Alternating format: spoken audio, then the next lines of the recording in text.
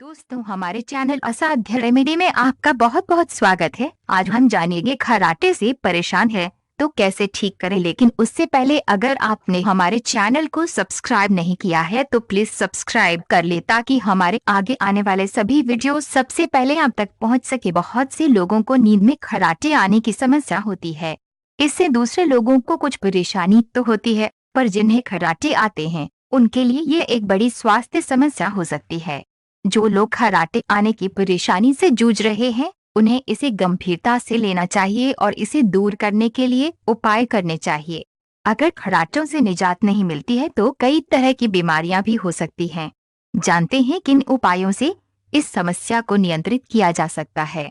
खर्राटे आने की समस्या होने पर गर्म घी को नाक में डालने से काफी फायदा होता है। रात में सोने से पहले घी को गुनगुना गर्म कर लें और ड्रॉपर की मदद से 2-4 बूंद घी नाक में डाल लें। इससे राहत मिलती है। रात में सोने के आधा घंटा पहले हल्दी मिला दूध पीने से भी काफी फायदा होता है।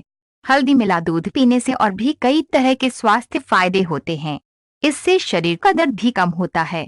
खर्राटों को कम करने में ये उपाय कारगर साबित हुआ है। रोज सोने से पहले गुनगुने पानी में इलायची का पाउडर मिलाकर पीने से भी फायदा होता है। अगर ऐसे भी इलायची का सेवन करते हैं तो खर्राटों की समस्या में फायदा होगा। पुदीने के तेल की कुछ बूंदें गुनगुने पानी में डालकर गरारे करने से भी खर्राटों की समस्या में फायदा होता है। पुदीने के तेल से नाक के अंदर छिद्रों की सूजन कम हो जाती है। चाहे तो नाक में पुदीने का तेल डालकर भी सो सकते हैं।